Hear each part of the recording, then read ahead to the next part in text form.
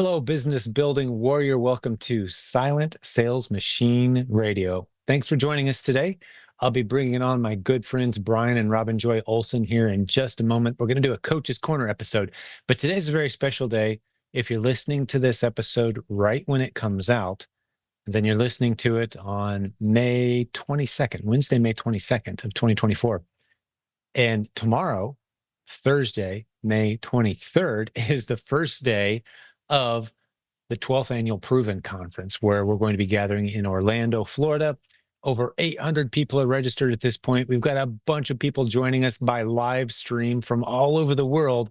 And if you're not part of that yet, you need to get to this website right now. Like, pause the episode and go do this right now. The website is 3 words, theprovenconference.com. If you can't be there live with us, you've got to get live stream. We've got almost 50 breakout sessions this year featuring the most successful students from our community, sharing exactly how they built the businesses that they've built. It's very newbie-friendly content for a lot of it, and it's also very advanced strategies for those who've been around a while. It is quickly emerging as one of the premier Amazon seller and e-commerce events in the space, and we're so excited that you're going to be a part of it, because you're going to jump over and join us right now, right? You're going to do that. The price is ridiculously low for live stream compared to the value you're going to get. You get all the recordings as well. So you can't watch all of it live in the 23rd, 24th, 25th. That's fine. You can't jump into the Facebook group. You've got other things going on those 3 days. That's fine. We're going to give you all the professional recordings for a ridiculously reduced price. Get over to that website, check out what we've got for you. Now let's talk about today's episode. I love how Brian and Robin Joy so often come up with such great analogies. I call them word images, where they paint a process using pictures and illustrations that you can imagine in your mind that really helps tell the story of what they're trying to teach you. They've got a gift for that. And today's is a phenomenal example. I'm a little jealous. I wish I would have thought of it myself. It's such a great analogy. And I'm not going to steal their thunder a whole lot, but basically they look at the process that we teach for new Amazon sellers. And I'm going to emphasize this. This is the strategy that we teach to new, inexperienced sellers who've never really had much success online before. Now, we do have other very experienced sellers who go through this training as well, because it's such a low risk, low learning curve, high odds of success business model, selling on Amazon using the replens strategy, that we have a lot of people that go through it for those reasons. But if you're new, we're probably almost going to force you into this. Regardless of what you were hoping to try to do, this is the lowest risk, lowest learning curve, lowest investment required, highest odds of success, earn while you learn business model. And they use the analogy today, which I think is brilliant, of comparing it to mining for gold. Looking for the right ASINs on Amazon that you can sell against is like mining for gold. And they use some beautiful analogies where you don't want to, and one of my favorite examples they use is you don't just want to walk up to a mountain, randomly climb part way up, flip over a rock, see if there's any gold there or not, decide, nope, no gold on this mountain, flip the rock back and walk away to the next mountain. That's not the way you do this business. Yet so many people tackle looking for those first few products to sell, those first few ASINs to sell against, with that kind of random, well, nothing here. Yeah, check that out. Yeah, there's nothing in that store that's any good. But you're not looking through the right lens. You're just not following the process yet, because there are opportunities everywhere. Once you have the right lens that you're seeing this opportunity through, there's ASINs everywhere. And they're going to teach you how to see those, how to become a professional gold miner, if you will, someone who can go out there, tackle very methodically, and walk away with a nice catalog. And over time, you look over your shoulder, you've got dozens, hundreds, 1,000 or more great ASINs that you can sell against at a predictable pace on Amazon. And keep in mind, that's just the foundation of what we teach around here. So from there, once you're confident with that model, you're putting some money in the bank, there's a lot of other great strategies that you can start to dive into. Speaking of which, that's something we'll be talking about at our conference as well. Some of the different models that you can start to grow into once you've conquered and mastered basics of replens. Because once you understand the landscape, man, you can get into wholesale, you can get into branded bundles, you can start to launch your own product, get brand registered, trademarked. You can start doing some consulting. There's all kinds of exciting things you could do once you understand the basics of the landscape. So we want to teach you these basics, equip you for success, get you some momentum, get proof of concept, get your confidence level up, seeing those transactions, earning while you're learning. And then so many doors are open in front of you. And we've seen it happen over and over and over again. You may not know this if you're new around here. We've coached nearly 10,000 people over the past 20 years in e-commerce. For the past several years, we've been specifically focused with all of our new students on the Amazon replens model. And that is what Brian and Robin Joy are going to spend some time talking about today, comparing it to mining for gold. Take it away, guys. Welcome back to Silent Sales Machine Radio. We are your co-hosts. I'm Brian. And I'm Robin Joy. And this is Coach's Corner. Hi, everybody. Question of the week. Yeah. Maybe a good concept we like to explain to a lot of new folks who are getting started here, which is, out of the billion ASINs that are potentially available to us, why can't I find a few that look test-worthy for me? There's a common thing here, right? So you've spent time before telling us that there are a billion ASINs, over a billion ASINs on the U.S. platform alone of Amazon, right? Yeah, just to put this into perspective, if you were to look at 1 million ASINs, one per second, right? If you were able to look at one ASIN per second without breaks, it would take you about 12 days to get through a million ASINs. Million with an M. Million, yeah. Okay, 12 days. 12 days. A billion ASINs is about 32 years. If you looked at one every single second. Yes. Right? So there are over a billion, and there's more than just the U.S. platform. Yeah. It always amazes me when I hear that statistic. Yeah. Because a billion is a lot. A lot. So why can't I just find a few that I want to test, right? Well, you can. Yeah. You can. It's just all in the approach, right? Okay. So where am I going wrong with my approach?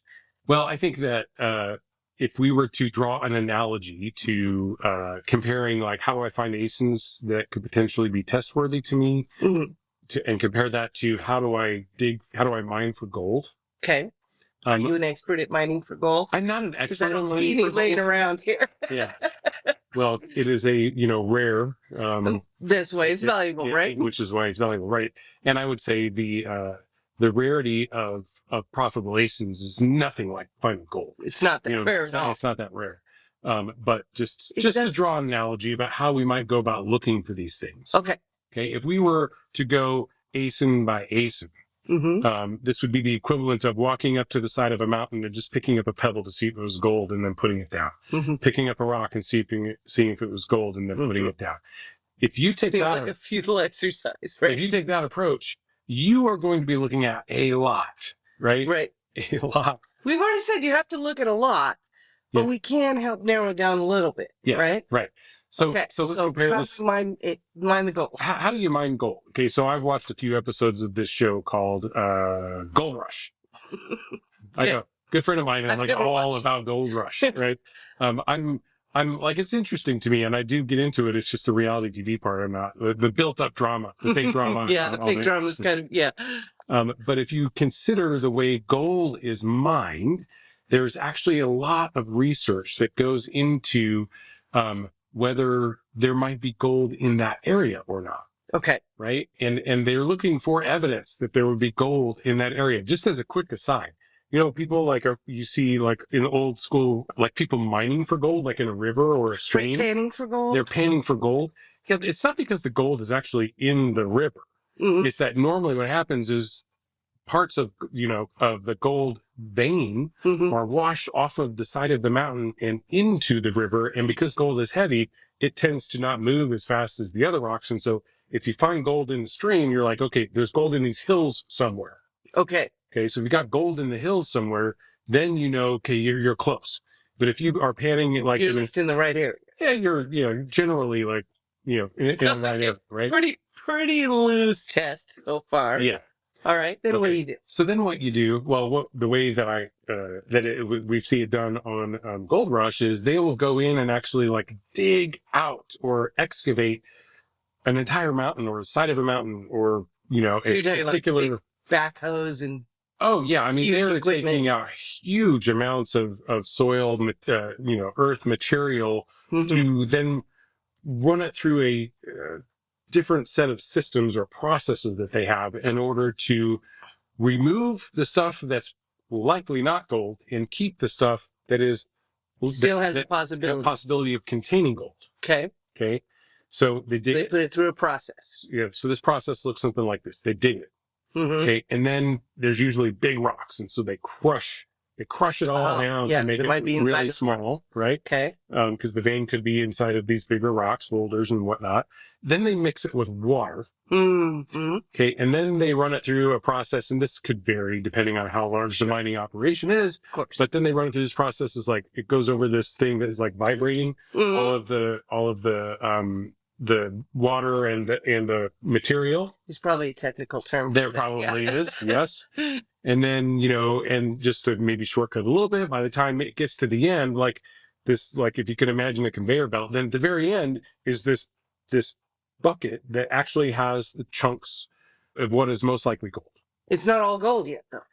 Well, it's not all gold yet, right? No. It's not small enough or, maybe stripped out enough, but But hopefully this, the gold is in there, and much of the other material has been removed. it's been removed, right? And so what Okay, you're left with okay. is the richest part of what could potentially contain gold. Okay. Does that make sense? Sure. Okay. So then is that where we stop? Well, how they stop. They go, hey, Yeah. here's all this stuff. And then they go and have it analyzed to see Then how they much gold is in. Then they start spending their expensive equipment and their detailed, fine people to pick it up one at a time and see is it gold, right? And this is where then they're picking up each rock. Is this gold? Mm-hmm. But for each of those rocks they pick up, there's a very high likelihood Mm-hmm. or a much higher likelihood that it is gold compared to if they just walked up to the side of the mountain and started picking up every rock and saying, is this gold? Mm-hmm. It's gold, Okay. right? All right. I think I understand kind of where you're going with this. Mm-hmm. It's you've got a whole bunch, and then you've got to take material away, keep what you have, then take some other material away, keep what you have, then take more material. They process after process after process, Mm-hmm. which brings it down in a functional way to where you have something to look through, pick up one at a time, as opposed to just check and see if there's something out there, kind of thing. Right, and they've got systems in place to help them work on a large scale to take large amounts of material and weed it out or filter it down to what is potentially gold, so that the things they're picking up are much more likely to be gold.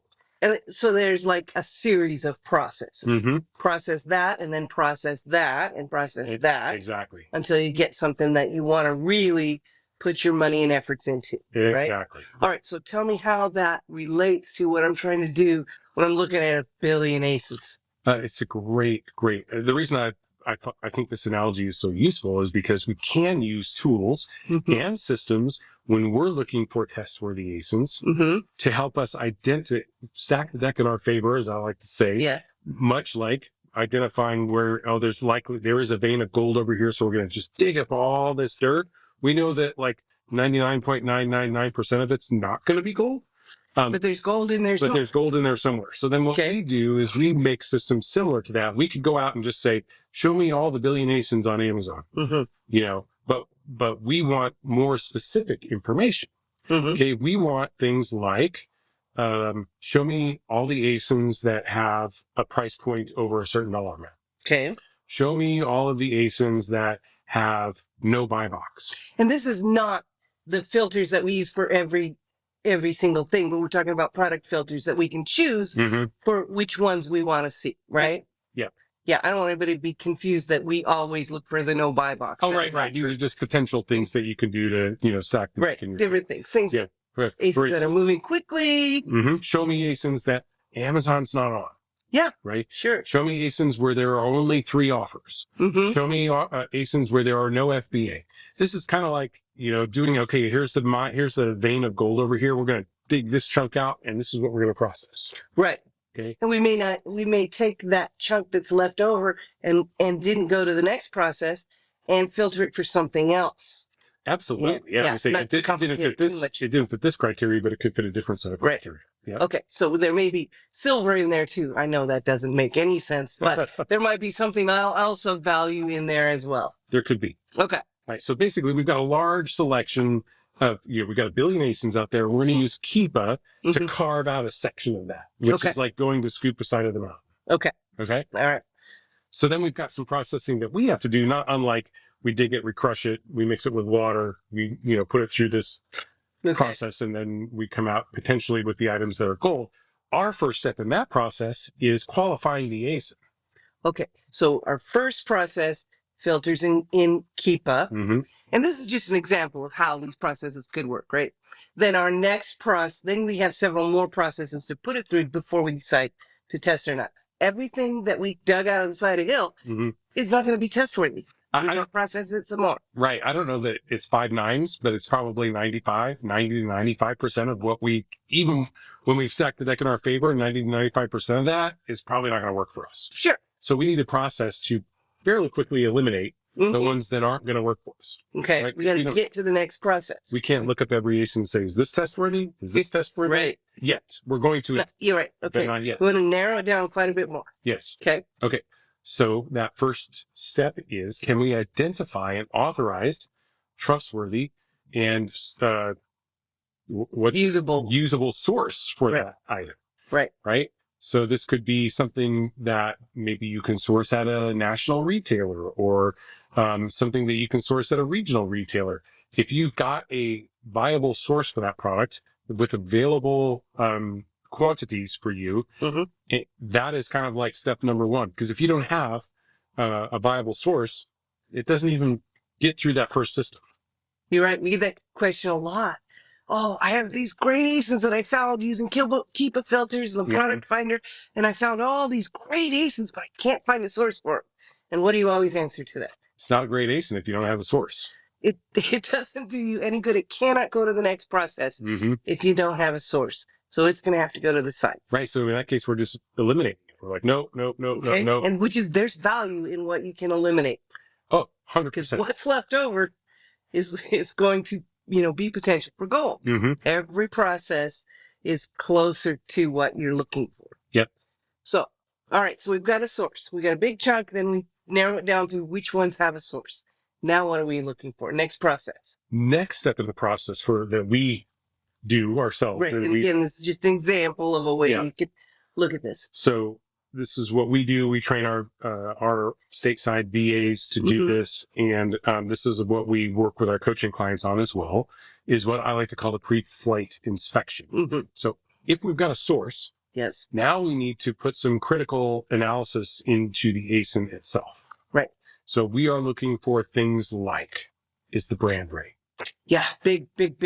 I've gotten in the habit, and I try to always get people I work with in the habit of, before you bring me an ASIN, you need to have looked at that brand.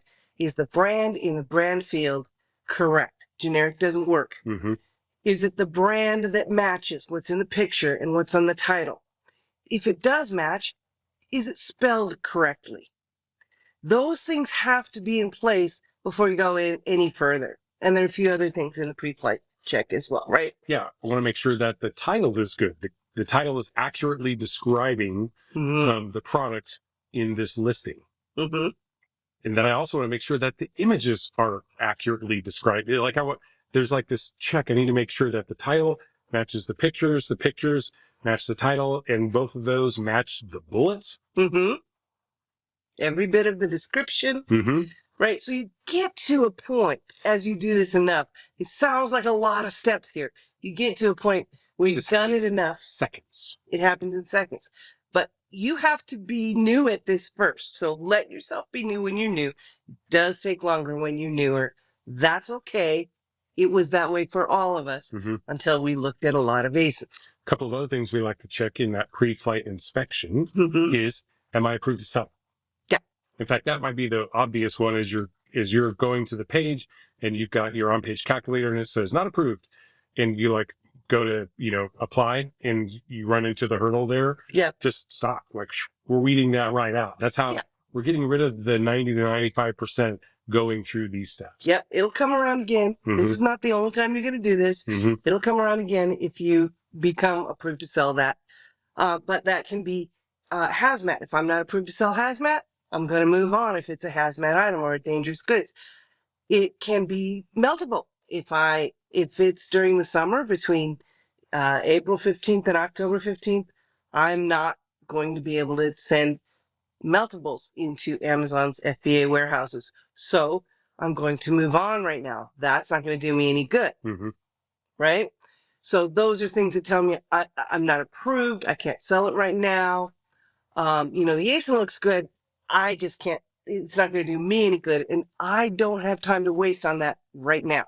I may put it over here to look at later, but I'm looking for test-worthy ASINs. I'm looking for ASINs that I can ship in this week. Yeah. This last thing I'll point out on the listing, the critical analysis of the listing is check out the feedback. Like there is a filter when you're doing your Keepa filters where you can say only show me listings that have a certain, feedback rating. Like you can cap it in either direction, like really low or really high. But if you're not convinced by looking at the title, the bullets, and the picture, go to the customer feedback section, because you will see down there if people are complaining about they didn't get what they thought. Right. Or it wasn't as good a deal as they thought for some reason. Like it says 3-pack in the title. The picture shows one. Everyone's sending a 1-pack, and people are not happy about that. I would just avoid those kind of listings. I agree because there's something, it doesn't ship well. Something's not working well with that. Now, just to clarify, I don't think I would use that filter in the product finder very often for this type of sourcing, but you might miss too much that way. And we'll get into how you can narrow it too much too soon in just a little bit, right? Right. Okay. So the things we've checked off so far, we're going to use the Keepa product filter. Right. Help narrow. Huge bunch of data. A huge chunk of data. Then we're going to find which of those have a viable source. Okay. So we're narrowing it down even more. Now we're going to do the pre-flight inspection. Another process. Which is going to narrow it down even more. Right. Okay. And then what we do and what we coach people to do is make sure that you've got at least 3 other things in place. Okay. What we call the 3-step check. Yes. We want to ensure that we've got sales velocity. Yes.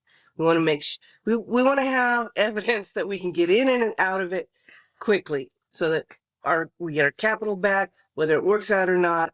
We can put that into something else. If it doesn't work, we can get it replenished if it does work. Yeah, I just said sales velocity. Most everything's got some level of sales velocity. We're looking for a minimum amount of sales velocity. Right. Which we're looking for at least 30 drops a month. Right. You'll put your own numbers on that, but that's what we recommend people to start out with. Okay. Okay. And then we're looking for the last step in the 3-step is the potential profit. Right. We didn't do the second step yet. Oh, yeah, you're right. Step 2. Step 1, and then the last step of 3 steps. Okay, we need one more. Step 2, make sure your capital protection. Yes. And this is what we like to say, buy box is your worst case scenario. If that is true. Theoretically, no guarantees. Yeah. I mean, it's a theory until we actually get into it. Exactly. Okay. That's it. If the buy box is potentially our worst case scenario, then what we're looking for is that we can at least get all of our capital back if we sell it at the buy box. Right. So whatever price it is that it would cost us to sell it, how much it costs us to buy it, pay the fees, whatever expenses we have to get it sold, that's our break-even cost. And we want to make sure the buy box is not going below that for more than 7 to 10 days at a time is what we put on it. Okay? Okay. That helps us have good evidence that even if it doesn't work out, we're going to get our money back. We put it in something else. Nobody wants to burn cash. In the time period that we're looking for. Like, I don't want to have to wait 6 months to figure this out. I'd much rather have it done, wrapped up, yes or no, in 6 weeks. Right. That's what I'm shooting for. So you had a 3rd step. Now you can go to the 3rd step. Step 3, potential profit. So the potential profit is either the buy box or the evidence of the highest price that this item has been priced at meets my minimum profit goal. Right. This is what we use to help us know where to start our testing price. I may not see that I like to start people off with a 20% ROI. Minimum. Yeah. At least. If I see a price that's been higher than 20% ROI, I'm going to start there. If I don't, I'm probably going to start at the 20% ROI. Now, this is for an inexperienced person who doesn't have a lot of balance in their book of business yet. But that's where we like to start. And this is what we use for our criteria. Go ahead and test it, even if you don't see that evidence. We're just looking for where you're going to start your price. 20% ROI or whatever your minimum criteria is, or higher if you see any evidence or reason to believe you should price it higher than that. And that's where you start your test. Yeah, this is like You've already decided you're going to test before this third step. the classic. Maybe it's selling for $24 fairly regularly, but there have been spikes up to $32, $34. That's where we're going to typically start our price and see if we can sell it there. That doesn't mean I'm going to sell it at the $32, No. $34. No, But it means I'm definitely not if I don't price it at I mean, I'm $32. giving myself a chance to sell it at 34. I gotta at least give it a shot, Yeah. right? Somebody else gave it a shot. Why wouldn't I see if I can sell it for that higher price? I can always go down on my price, Mhm. right? Yep. Always. So I'm going to start at the highest price I can justify, Mm-hmm. that makes sense, and go from there, because otherwise I may be leaving money on the table just because I didn't try. I mean, Jim's shown us ASIN after ASIN after ASIN. If he hadn't priced it there, it would not have sold there. I'll guarantee you. So, yeah, excellent. What we've done now is we've gone through similar to the process that we were talking about with Goldmine. We've dug it, we crushed it, we mixed it with water, we vibrated the chunks out, and then we get to the end and we've got these rocks in the bin that are our best opportunity of being gold. And that's what we've done here. We've filtered out a chunk of data. We identified sources. We have completed the pre-flight inspection and our 3-step check. hmm Now, But we're not done yet, right?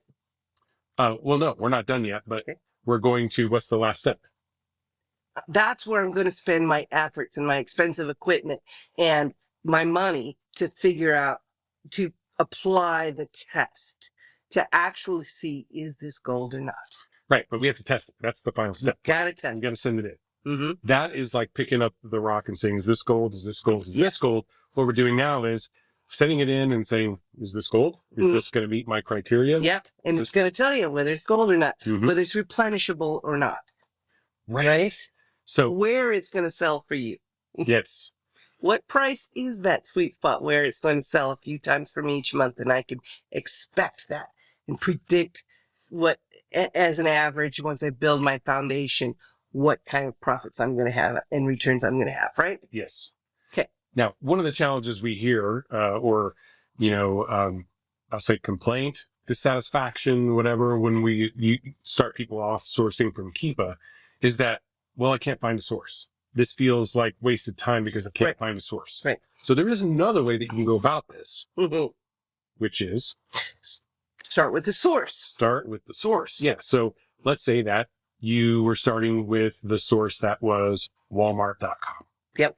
And only products that Walmart is the retailer of, Right. Okay. Careful, no third-party sellers. and know that there are, I don't know how many products are online, but like the average Walmart superstore has like over 130,000 products. And you can see the products in the store while you're looking online as well. So you don't have to go to the store to see what's in the store. But this is potentially doing the first 2 steps, which is there a source? Because if you start with the source, yes, there is a source. Mhm. I have to wonder, and I have to go look up, can I find a reliable source for this? What I don't know is there an ASIN? You're right. You still have to work backwards to find It's out. one or the other. There aren't really any shortcuts. One doesn't work better than the other. Mhm. One's not going to be faster than the other. You're either going to have to look at a lot of listings on a retailer or a lot of ASINs To do that matchup. to do the matchup. Yeah, to Mhm. bridge that gap. Okay, go ahead. One of the things that I didn't talk about is there a source Mhm. step up above? And why I waited till here to bring it up, which is if you start with the source Mhm. and you're able to find an ASIN, that is work that you don't ever have to do again. If Mhm. you've got a trustworthy source Mhm. and a matching ASIN, Mhm. No matter which way you got it. I think you could make a case, right? No matter which way you got it. If you started with the ASIN and found a source, started with a source and found a matching ASIN, you could make the argument to go ahead and log that to your catalog right then, because you never have to do that work again. Right. Now you're starting to build a database of ASINs that have already been processed one time. Yeah. Right? Now, once you can start building that, then it's not a billion ASINs anymore. Maybe, it's however many you can build. Yeah, I love this because what this is going to do is let you build a catalog of matching sources and ASINs that will need to be updated from time to time, just primarily for the cost. Or if the source stops selling that item, you might need to find a new source.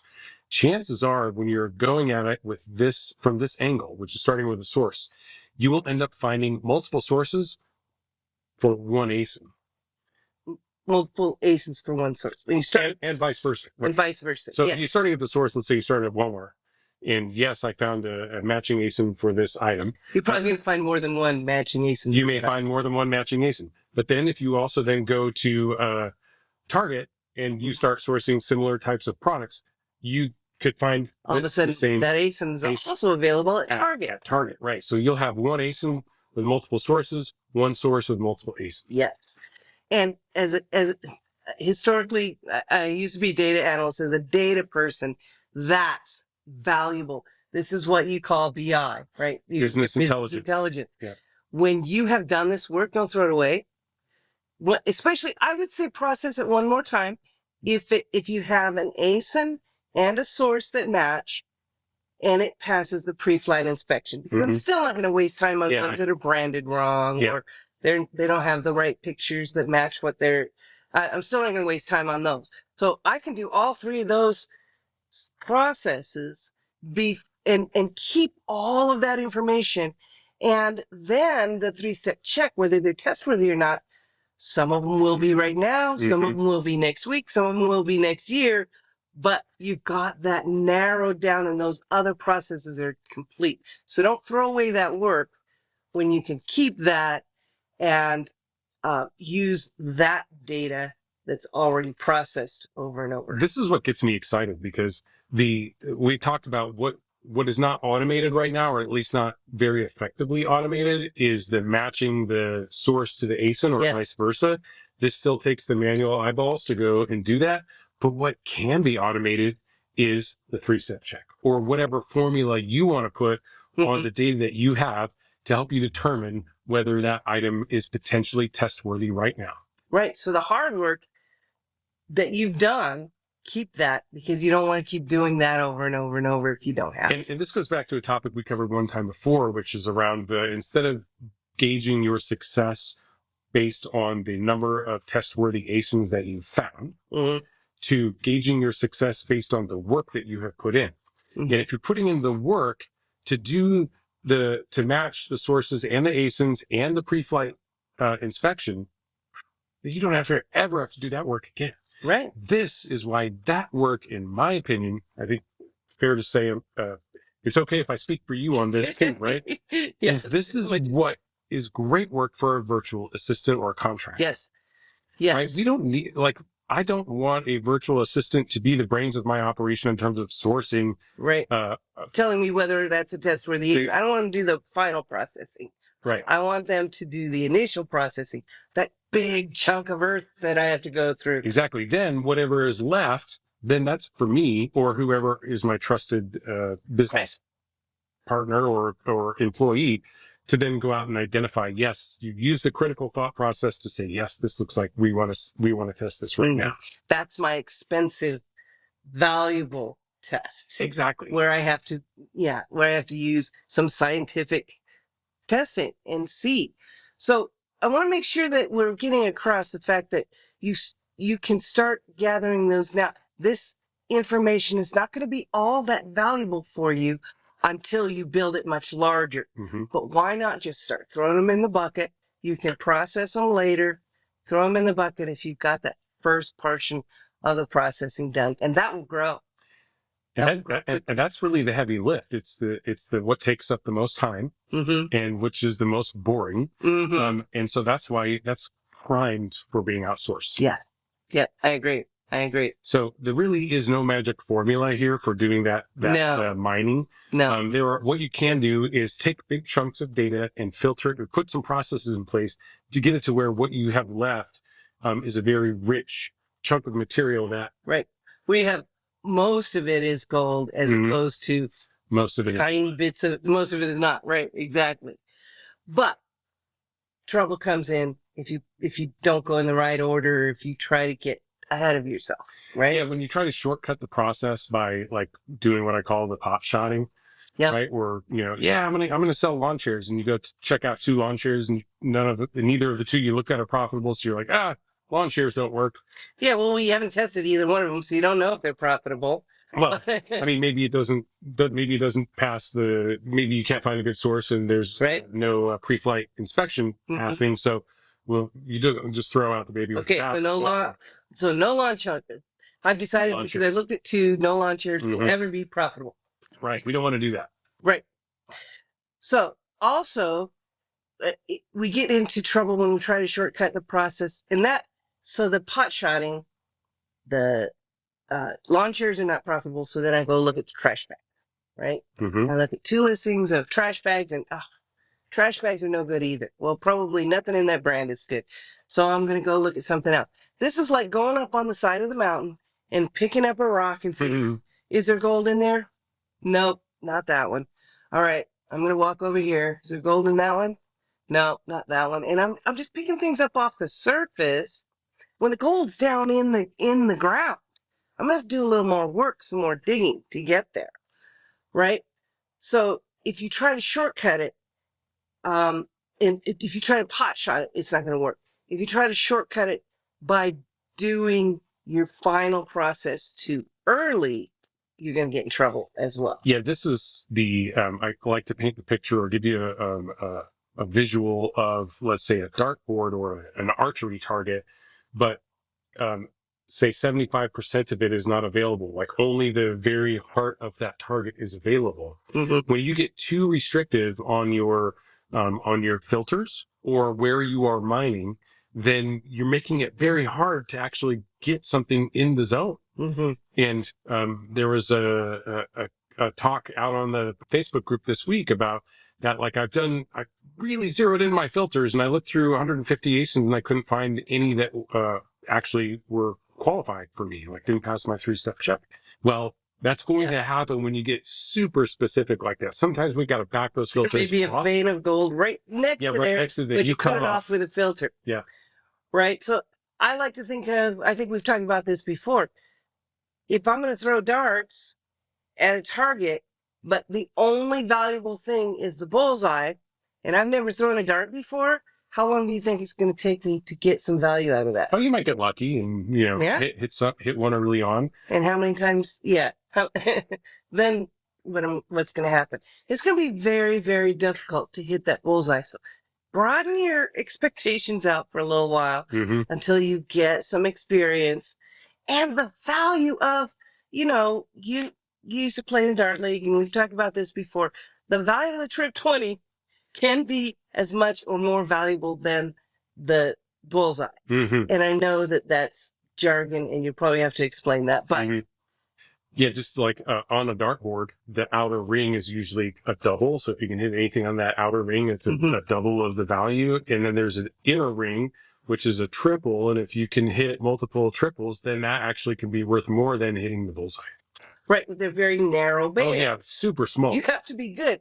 And there are games where you have to hit several of them, Yeah. which is like the balance of your book of business. If you have a few of these and a few of those, then you're kind of starting to get balanced out. But it takes some time to get there. If you expect to hit the bullseye every time and you've never thrown a dart before, you're going to feel like you're not Like you're not doing very well. good. Yeah. Because you're not. You Mhm. got to get a little experience. All right. So if there were gold just laying in a pile on the Mhm. mountain, I could walk up to it and say, oh, there's the gold right there sitting on top. First of all, it'd be gone by the time I got there, I'm pretty Oh, sure. yeah. It would It's not just going to be sitting there for millions of years until I decide to walk up on that mountain and pick it up. If it were like that, this opportunity would probably be saturated and there would not be room for all of us, but there is. And the reason is that success is gained by those of us who are willing to keep going further, to find what is deeper and not just give up when we don't see it on the surface. a little off script here. We were Oh. chatting last night about. Been a while since you got up. I don't know, huh? We were chatting about the coaching process Mhm. and how it feels almost like we want to tell people, like, here's what's going to happen, Mhm. Julie. Here's what's going to happen, Robert. Mhm. You are going to get about 2 weeks, 3 weeks into this process, and you're going to feel overwhelmed, discouraged, disappointed, Mhm. and you're going to want to quit. Guess how we know that? Yeah, over and over We again. see it Right. over and over and over again. And so it's our job as coaches to help them understand and communicate to them that when it feels like absolutely nothing is going in your direction, I promise you, if you just push through that last 20%, Just push through that Right. last 20%. I like that. then this is absolutely going to work for you. We see it time and time again. If you're willing to, even in the toughest of times, when everything looks the bleakest, keep going, that extra 20%, More. it happens.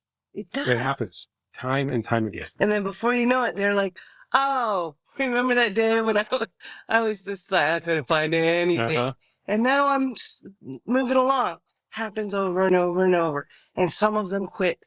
Some of the people that we work with quit because it's hard. And that's okay. No judgment. Mhm. It's your business. It's your life. No judgment. But we're there for you if you decide not to quit, and we'll help you. Well, we can't push through it for you, but we'll stand next to you while you're pushing. We sure will. All of us will. And we're here to tell you that if you keep pushing, you will not be denied. You That's- will. That's the lesson in all of this, is if you keep pushing, you're going to find success. You Especially did. we did I did. together, right? A lot of people that we coached find the success. A lot of people come into this community who didn't even get coaching. You know, Yeah. I was chatting with Oh, someone yeah. on the It's Facebook not a group requirement. last week, and he found the community and he joined the community, which he really loves. Mhm. I don't think he owns Pack. He just hangs out in the Facebook group. He's got a great business. Yeah. So yeah. you can do it Right. if you are persistent. And these examples that we give about how we do things and how we work with people, they're just examples. That's not the only way that people do it. You see story after story of people putting their own spin on it. And the people that we work with almost always have their own little spin. They have their own experiences that they bring to the table, Mhm. their own skills that they've already built in life. And it looks a little different for them, a little different for the other one, a little different for us. And that's why there's room for all of us, because we're all going after just a little bit different angle. It doesn't have to be the same. There are no, you have to do it this way and not this way. Yep. Right. All right. I think I think we're at a point where it's time to bring out the quote. The big guns. the big guns. All right. This actually is from a big gun. This quote is from Vince Lombardi. Yeah. I'd say he's a big gun. Success demands singleness of purpose. Mm-hmm. Success demands singleness of purpose.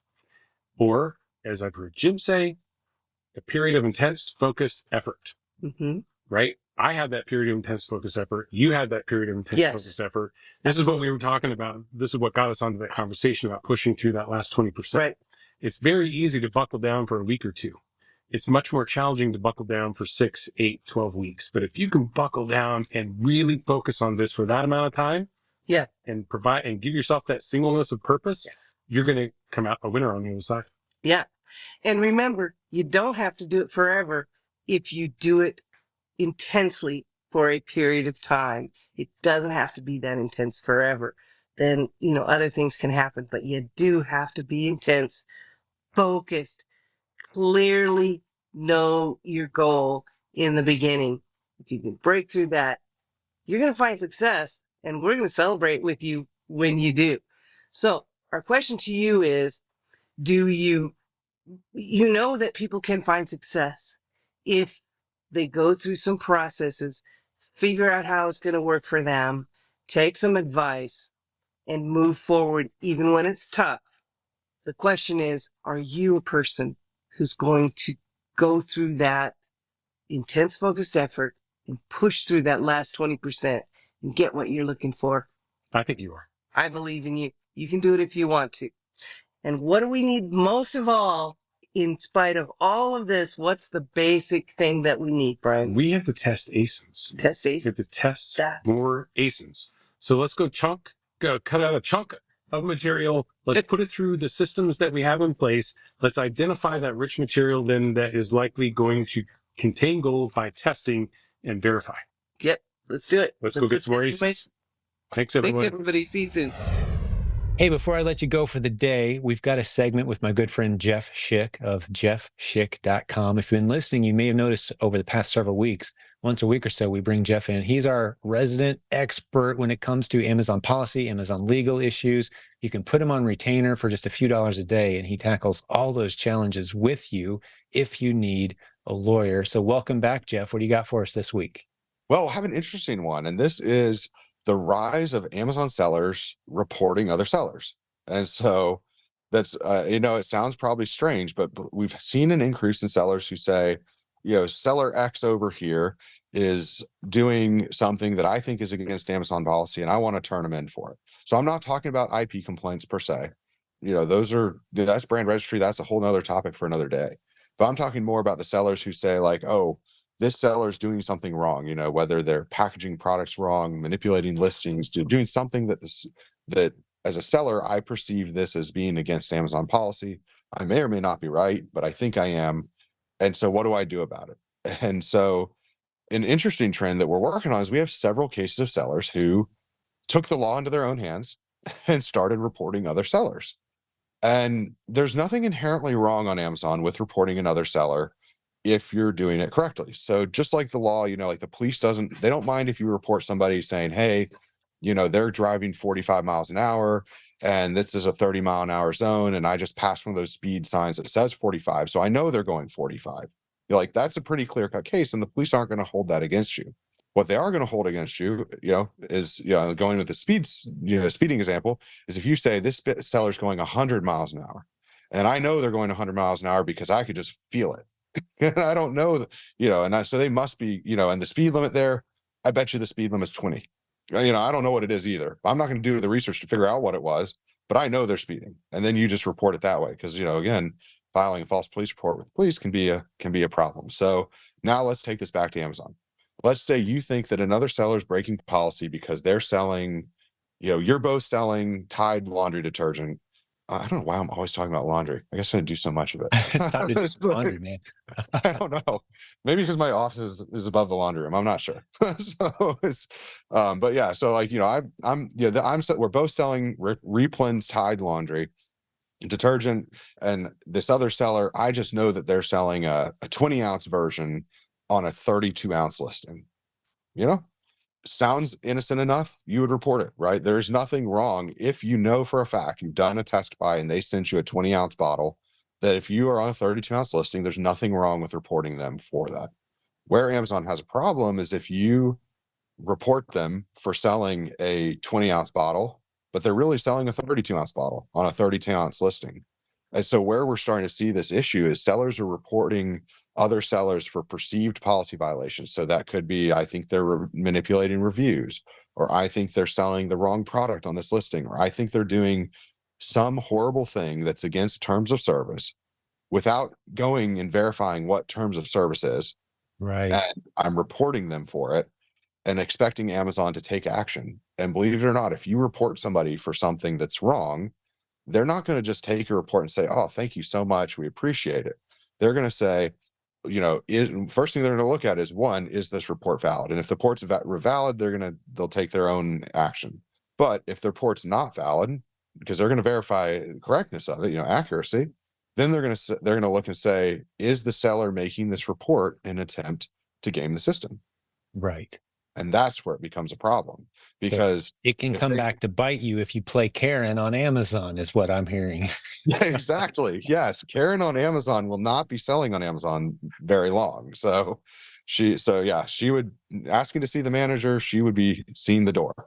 So what we're seeing is sellers are starting to be suspended for this behavior, because Amazon's saying, wait, you're filing these reports to hurt another seller, not because you're trying to help us police and make this a better marketplace. You're doing this out of bad intent. Even though most of the sellers that we're working with that have had this issue come up, they're not trying to be bad. They're trying to make the place a better market. Mhm. but they're not verifying policy first. And so they're making up rules in their minds because they think that this should be the rule and it's not the rule. And then they report somebody for breaking the rule who didn't break any rules. And then Amazon's taking action against them for making We should call this the mind your own business tip from Jeff Schick, man. It really is. You There's know, always value in helping point out the truly bad actors. But if you just kind of someone rubs you the wrong way and you'd like to kind of get rid of them because they're sharing some ASINs with you and you make up some stuff or you guess and try to get them in trouble, it could come back on you worse than it ever goes down on them. That's a great, and that's the way the world should be, man. I kind of like this one today. people need to stay in their own lane and focus on their success. If Mhm. their success, if someone else's success is causing you to not feel successful, then you need to figure out how to make yourself more successful, not take them down. So you're a philosopher on the weekends too. I love it, man. Yeah. So there, psychology with Jeff. Beautifully said, man. Great tip. And I always appreciate you swinging by. For those who want to put Jeff on retainer or go investigate what he's all about, get over to jeffschick.com, just like the razor, which I could use right now. Jeffschick.com. He's on retainer with my team and many, many other sellers in our community. He's going to be a guest with us at the Proven Conference coming up July 6th through 8th. He's one of our top sponsors as well. So come hang out with him there, theprovenconference.com. But I'll let you go, Jeff. Great hanging out with you today, buddy. Appreciate it. Absolutely. Talk soon. Bye.